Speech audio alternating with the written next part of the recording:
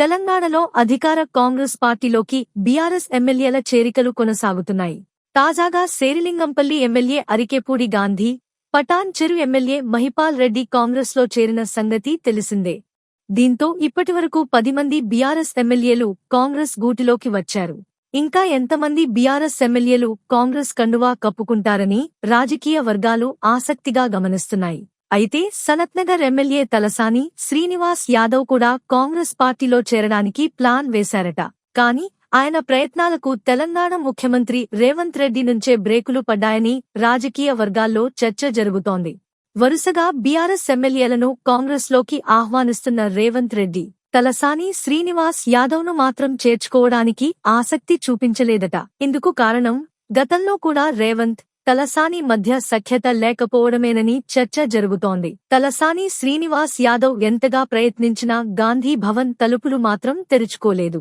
అయితే తలసాని మాత్రం ఈ ప్రయత్నాలను ఇంతటితో ఆపలేదు. ఇక్కడి నుంచి కాదు, ఢిల్లీ నుంచి నరుక్కుని వస్తే పని జరుగుతుందని భావించారట. నేరుగా ఢిల్లీ నుంచి కాకుండా వయా ఉత్తరప్రదేశ్ నుంచి తన ప్రయత్నాలను మొదలుపెట్టారట.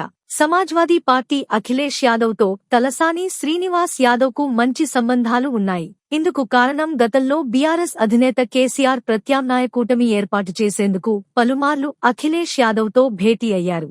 అప్పుడే తలసాని శ్రీనివాస్ యాదవ్కు అఖిలేష్ యాదవ్తో సాన్నిహిత్యం ఏర్పడింది. ఈ పరిచయం ద్వారా కాంగ్రెస్లో చేరేందుకు తలసాని శ్రీనివాస్ యాదవ్ స్కెచ్ వేశారట. లోక్సభలో ప్రధాన ప్రతిపక్ష నేత, కాంగ్రెస్ లీడర్ అయిన రాహుల్ గాంధీకి అఖిలేష్ యాదవ్తో కబురు పంపి కాంగ్రెస్ పార్టీలో చేరాలని తలసాని శ్రీనివాస్ యాదవ్ భావించారట. ఇలా ఢిల్లీ నుంచి ప్రయత్నాలు చేస్తే తెలంగాణలో కాంగ్రెస్లో చేరడం సులువవుతుందని తలసాని భావించినట్టు సమాచారం. అయితే ఈ ప్రయత్నాలకు కూడా రేవంత్ రెడ్డి చెక్ పెట్టినట్టు తెలుస్తోంది. ఇందుకు కారణం గొర్రెల పంపిణీ పథకమే. తెలంగాణలో గొర్రెల పంపిణీ పథకంలో అవకతవకలు జరిగాయంటూ ఏసీబీ విచారణ చేస్తోంది.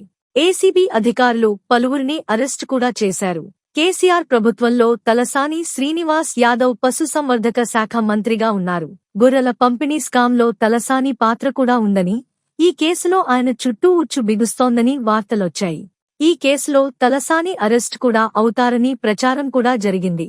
ఓవైపు తెలంగాణ ప్రభుత్వం గొర్రెల పంపిణీ స్కామ్లో నిజానిజాలు తేల్చేందుకు దూకుడుగా ఉన్న టైంలో పశుసంవర్ధక శాఖ మంత్రిగా పనిచేసిన తలసానిని కాంగ్రెస్లో చేర్చుకోవడం సరికాదని రేవంత్ రెడ్డి రాహుల్ గాంధీకి క్లారిటీ ఇచ్చారట.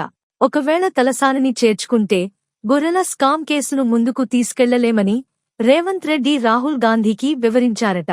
ఇలా కాంగ్రెస్ పార్టీలో చేరాలన్న తలసాని ప్రయత్నాలకు మరోసారి బ్రేక్ పడిందని రాజకీయ వర్గాల్లో చర్చ జరుగుతోంది.